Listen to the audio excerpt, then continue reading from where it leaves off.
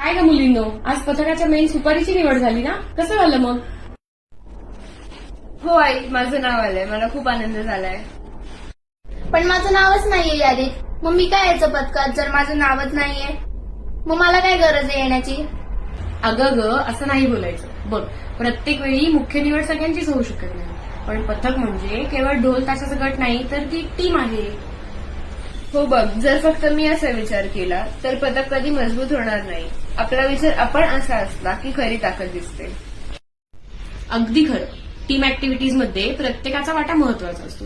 कधी मुख्य वादन, कधी व्हॉलंटिअरिंग करणं, कधी व्यवस्था पाहणं, याला आपण सपोर्ट सिस्टीम म्हणतो. पण लोक तर सिलेक्शन झालेल्यांकडेच जास्त लक्ष देतात. बाकीच्यांकडे कोण बघतं? बाळा, ते फक्त वरून दिसतं. प्रत्यक्षात मात्र पथक उभं राहतं ते सगळ्यांच्या एकत्र येण्याने. जर कुणी व्यवस्था नाही पाहिली, कोणी शिस्त नाही ठेवली, कोणी साथ नाही दिली, तर कितीही चांगले वादक असले तरी पथक अपूर्ण राहील. आणि बघ, आपण जरी मुख्य निवडीत नसलो तरी आपल्यामुळे पथकात एकतेचा आवाज घुमतो. जिथे मी पेक्षा आपण जास्त महत्वाचं असतं.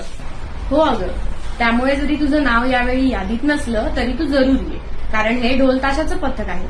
इथे व्यक्तिगत गौरवापेक्षा पथकाची ओळख मोठी आहे. आई, बरोबर. मग मीही येईन पथकात आणि मला जमेल ती मदत मी करेन. हाच खरा भाव.